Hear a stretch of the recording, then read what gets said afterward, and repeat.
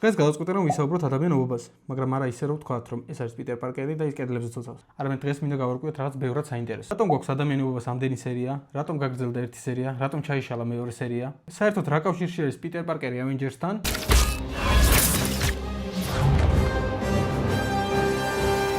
და სად შემოდის მაილს მორალესი ამ ყველაფერში? მოკლედ მოკალათ თვით მოიმარაგეთ სნექები, გამოიწერეთ არხი და დავიწყეთ. როცა საუბრობთ ადამიანობაზე, ყველას თავის ვერსია ახსენდება. ერთს ტობი მაგუაირი უყვარს, მეორეს ენდრიუ გარფილდი, მესამეს ტომ ჰოლანდი, ვიღაცას და მათ შორის მეც 90-იანების ანიმაცია. ხოლო ვიღაცას ადამიანობობას PlayStation 5-ის თამაში. და ზუსტად ამიტომაც არის ეს პერსონაჟი ასეთი დიდი. ადამიანობა არ არის უბრალოდ ერთი გმირი, არამედ ის თაობების ნაწილია. ყველაფერი ძალიან მარტივად დაიწყო. იყო ჩვეულებრივი ბიჭი პიტერ პარკერი, რომელსაც პრობლემები ჰქონდა, ხშირად აგვიანებდა უაზრს, სამსახურებში მუშაობდა, ფულზე ჩალიჩობდა და ჩვეულებრივ ცხოვრებას ეწეოდა. მაგრამ ერთ დღეს მას რადიოაქტიული ობობა უკმენს და სუპერძალები უჩდება.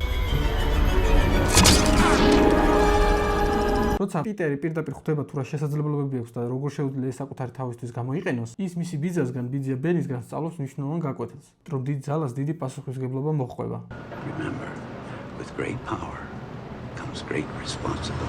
და ეს ფრაზა უბრალოდ ლამაზი სიტყვები კი არა, მთელი ამ პერსონაჟის საფუძველია. ზოგადად ჩვენ მსგავსი კინოებისგან მიჩვეული ვართ, რომ სუპერგმირის ესეთი სტატუსი თავი ისე უჭიროთ, თითქოს ისინი ჩვეულებრივი ადამიანებისგან მიუწვდომლები არიან. ისინი უფრო ღმერთებს, მილიარდერებს და უსხო პლანეტელებს გვანან.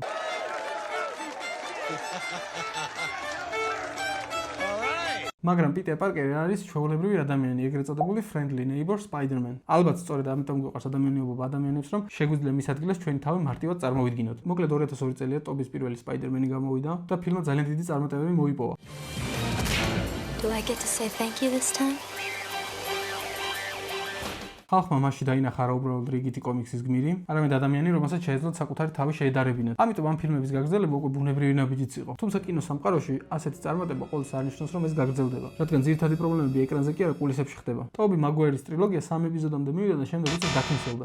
როგორც ჩანს, ფილმის რეჟისორს და Sony სტუდიას განსხვავებული ხედვები აღმოჩნდა და Sony სტუდიამ მაშინ ჩათვალა, რომ ფილმის გაგრძელება კი არა, ახალი სიცოცხლე და ახალი rebooty სჭირდებოდა. და აი სწორედ აქ შემოდის ენდრიუ გარფილდი და გასაოცარი ადამიანობა. და რეალურად ამ სერიამ Spider-Man-ების სამყაროში ბევრი ახალი რამ შემოიტანა. ხოდა მთავარი ხაზისწრება და ფანების გულდაწყობა ის იყო, რომ ამ სამყაროში პიტერ პარკერის შეყვარებული არა მერი ჯეინი, არამედ გვენ სტეისია, რომელსაც ემა სტოუნი თამაშობდა. მიუხედავად ამისა, ფილმს ნორმალური შეფასებები ჰქონდა და ადამიანებს ძალიან მოეწონა ენდრიუ გარფილდი მისი ემოციურობიდან გამომდინარე. თუმცა აქ ჩამოკრა ენდრიუ გარფილდის უბედურობის ზარბა. გამოვიდა გასაოცარი ადამიანობების მეორე ნაწილი. დაგასპოილერებთ, რომ გვენ სტეისი კვდება.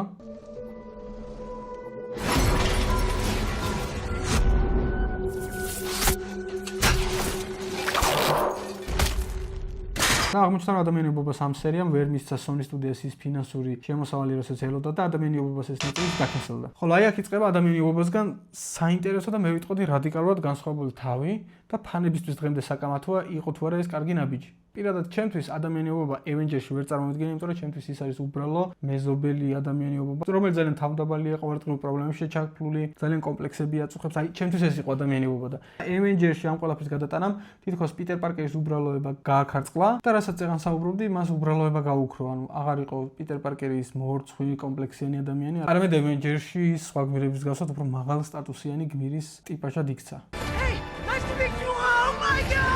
მოკლედ რომ ახსნათ, აქამდე ადამიანობობას უფლებები Sony-ს ეკუთვნოდა, რადგან თავის დროზე Marvel-ს ფინანსური კრიზისი ჰქონდა და მიიყიდა Sony-ს. ხოლო თვითონ Marvel-ი მოძლიერდა და 2008 წელს Marvel-ის სამყაროს გადაღებები დაიწყო Iron Man-ის ფილმით. ხოლო ამ პერიოდშიც Marvel-მა დაინახა, რომ ადამიანობა საკმაოდ შემოსავლიანი და პოპულარული პროდუქტი იყო. ხოლო Sony მიხვდა, რომ ენდრიუ გარფილდის სერია მისი იმედები ვერ გაამართლა. Sony-მ და Marvel-მა შეთანხმება გააფორმა, რაც გულისხმობდა იმას, რომ Marvel-ი ჩართავდა ადამიანობობას თავის სამყაროში და იქნებოდა სცენარის თავისუფლება, ხოლო Sony როგორც ადამიანობობას უფლებების მქონე, უბრალოდ შემოსავლიდან თავის წილს მიიღებდა. ასე დამგვარად ეს იყო ძალიან დიდი და მე ვიტყოდი ერთ-ერთი ყველაზე დიდი პერსონაჟის ცვლილება სუპერგმირების სამყაროში. ეს ისე რომ გონია რომ ყველაფერი დაალაგდა, აი აქ გამოჩნდა მაილს მორალესი.